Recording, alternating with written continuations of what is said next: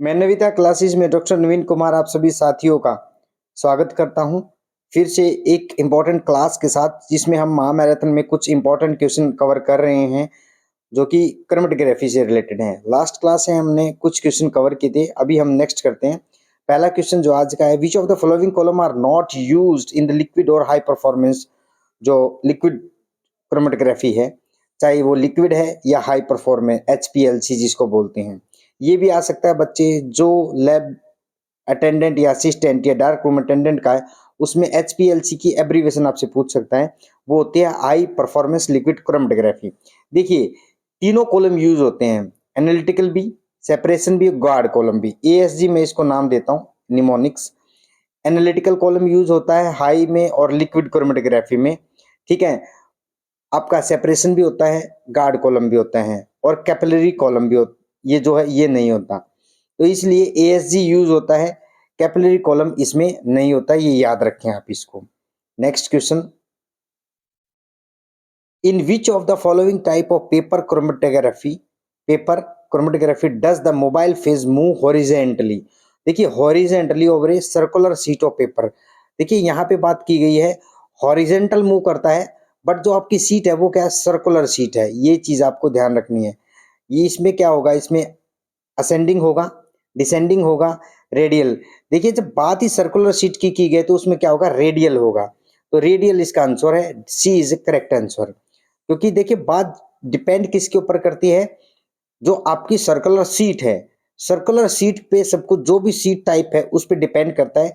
Obvious सी बात है, अगर सर्कुलर सीट जो है पेपर क्रोमेटोग्राफी में, तो डेफिनेटली वो क्या होगी, आपकी रेडियल क्रोमेटोग्राफी।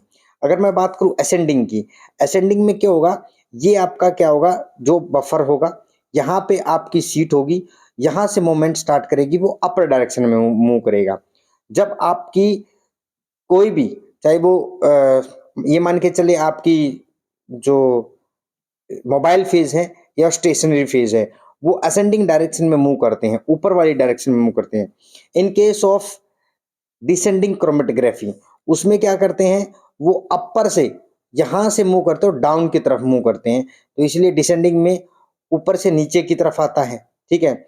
अब आपका हॉरिजेंटल की बात की गई है, हॉरिजेंटल क्या है, इसमें पूछा paper chromatography does the mobile phase move in horizontal. जो मोबाइल फेज है वो हॉरिजेंटली मूव करती है, ऐसे मूव करती है, but over a circular sheet of paper, ठीक है ना। तो रेडियल होगा इसका। Liquid chromatography can be performed in which of the following वे। जो लिक्विड क्रोमेटोग्राफी है, तो देखिए, लिक्विड क्रोमेटोग्राफी में क्या होगा, जो आपका स्टेशनरी फेज है और मोबाइल फेज है। स्टेशनरी फेज में ये है, आपका सॉलिड भी हो सकता है और लिक्विड भी हो सकता है। बच्चे इसमें बहुत कंफ्यूज रहते हैं कि अगर स्टेशनरी फेज लिक्विड क्रोमेटोग्राफी की अगर हम बात करते हैं, उसमें क्या होगा, सॉलिड या लिक्विड क्या होगा, दोनों हो सकते हैं बच्चे, इसमें कोई प्रॉब्लम नहीं है। उसके बाद का जो मोबाइल फेज है, वो क्या होगा, वो इंपॉर्टेंट चीज है, लिक्विड होगा किसमें, लिक्विड क्रोमेटोग्राफी में, ठीक है। ये ध्यान रखें आप, मोबाइल फेज लिक्विड और या गैस होगा। अब मैं बात करूंगा, liquid chromatography can be performed which of flowing column. Only column में बोला है, only on plane surface, either in column or plane surface, neither in column. देखिए, यहाँ पे क्या है, जो नाइदर का जो ऑप्शन दिया है ना, नाइदर का तो क्या कोई मीनिंग बनता ही नहीं है।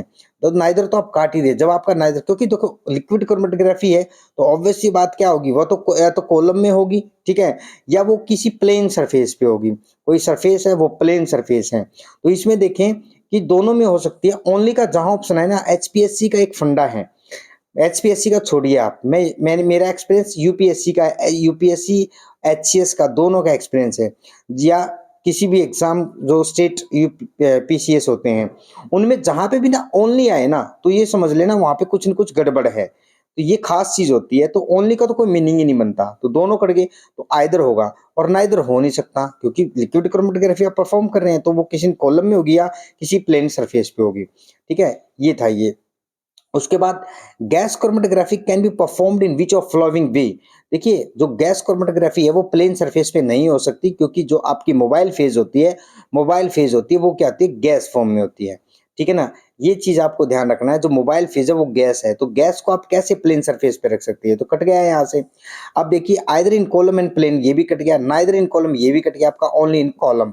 कॉलम में ही गैस क्रोमेटोग्राफी परफॉर्म हो सकती है।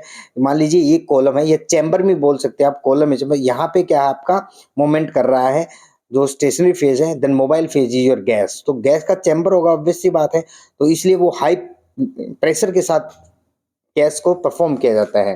तो इसलिए यहाँ पे क्या, only column is a correct option. Question number 27। Now question number 28. Which of the following type of the chromatography involve the process where the mobile phase move through the stationary phase? ठीक है ना। अब यहाँ पे क्या है, by the influence of gravity or capillary reaction। यहाँ पे क्या है, which of the following chromatography involve the process where the mobile phase, आपकी क्या है, दो फेज होती है क्रोमेटोग्राफी में, एक होती है आपकी स्टेशनरी फेज, एक होती है मोबाइल फेज। अब इसने क्या बात करें, mobile phase move through the stationary phase by the influence of gravity. इसका मतलब यहाँ पे ग्रेविटी और कैपिलरी का एक्शन हो रहा है। तो कौन सी आपकी क्रोमेटोग्राफी होगी, जहां पे आपका ग्रेविटी और कैपिलरी का एक्शन हो, तो वहां पे प्लेनर क्रोमेटोग्राफी होती है। प्लेनर क्रोमेटोग्राफी, ध्यान रखना इसको, प्लेनर क्रोमेटोग्राफी इसका करेक्ट आंसर है। कई बार इसको पेपर क्रोमेटोग्राफी भी बोल दिया जाता है, ये भी एक सही है। अगर ये होता तो आप ये भी करेक्ट कर सकते थे। तो प्लेनर क्रोमेटोग्राफी, और जो कई बार थिन लेयर क्रोमेटोग्राफी, तो ये सारी चीजें क्या होती है, कॉमन होती हैं। यहाँ पे क्या होता है, हाई प्रेशर में तो हो ही नहीं सकता, क्योंकि pressure we are providing. Gas chromatography में क्या होती है, चैम्बर में होती है, तो डेफिनेटली गैस हाई प्रेशर के साथ वहाँ पे प्रोड्यूस की जाती है या उसको प्रोवाइड की जाती है। कॉलम क्रोमेट जो क्रोमेटोग्राफी है, उसमें जो मोबाइल फेज है उसको क्या कहता है, फोर्सली मोमेंट किया जाता है। तो यहाँ पे planar chromatography is right answer, because ये ग्रेविटी और कैपिलरी रिएक्शन के थोड़ा ही मूवमेंट होता है। ठीक है, जहां पे ग्रेविटी और कैपिलरी रिएक्शन की बात आए ना, वहां पे एकदम से प्लेनर, प्लेन या पेपर या इस तरीके से थिन लेयर का एकदम से करेक्ट कर देना, वो आपका राइट आंसर होगा। उसके बाद, which of the following is not a column type liquid chromatography, इनमें से कौन सा not a column type, column नहीं है। देखो, gel permeation, ion exchange, liquid solid, paper. तो ऑब्वियस सी बात है, पेपर कहां से कॉलम हो गया भाई, not a column type liquid ग्राफी। देखो, जेल प्रीमिएशन में भी आपका कॉलम बनेगा, ठीक है ना, जेल प्रीमिएशन में भी कॉलम बनेगा आपका, आयन एक्सचेंज में भी कॉलम बनेगा आपका, लिक्विड सॉलिड में भी। पेपर में कौन सा कॉलम बनेगा, तो इसलिए not a column type of liquid chromatography. उसके बाद आपका 30th, what is the drawback that occur in using exchange chromatography. Ion exchange की बात करके देखिए, आयन एक्सचेंज में क्या होता है, आयन एक्सचेंज में दो टाइप के एक्सचेंजर होते हैं, एक होता है कैटायन, एक होता है एनायन। तो ये मैं डायरेक्टली इसको बोल दूं, आयन एक्सचेंज में क्या होता है, एक होता है नेगेटिव चार्ज वाला, एक होता है पॉजिटिव। अगर मान लीजिए आपने बेडिंग, ये बेडिंग है स्टेशनरी फेज की, वहां पे नेगेटिव चार्ज है, यहाँ पे बेडिंग किसकी की आपने, नेगेटिव चार्ज। नेगेटिव चार्ज कैसे, कार्बोक्सिल ग्रुप, ठीक है ना। अब ये क्या किसको अट्रैक्ट करेंगे, पॉजिटिव चार्ज को अट्रैक्ट करेंगे, जैसे अमोनिया ग्रुप को अट्रैक्ट करेंगे, अमोनियम आयन को अट्रैक्ट करेंगे। तो यहाँ पे ये अट्रैक्ट करेंगे किसको, पॉजिटिव को। तो इसका मतलब आप क्या कर रहे हैं, कैटायन बेडिंग आपको पता है कि एनायन की है, लेकिन हम इसको कैटायन एक्सचेंज क्रोमेटोग्राफी बोलेंगे। इसी तरीके से जो पॉजिटिव चार्ज वाला बेडिंग होगी, उसमें आप किसको कर रहे हैं, अट्रैक्ट एनायन को, तो उसको एनायन एक्सचेंज क्रोमेटोग्राफी बोलते हैं। तो बच्चे इसमें कंफ्यूज होते हैं, आप कंफ्यूज ना हो। What is the drawback that occur in using ion exchange chromatography on a sulphonated polystyrene resin and colorimeter of amino acid analysis. इसकी ड्रॉबैक बतानी है आपको। जब हम क्या करते हैं, आयन एक्सचेंज क्रोमेटोग्राफी करते हैं किसके ऊपर, सल्फोनेटेड पॉलीस्टाइरीन रेजिन के ऊपर, पॉलीस्टाइरीन रेजिन के ऊपर, and colorimetry for the amino acid analysis की।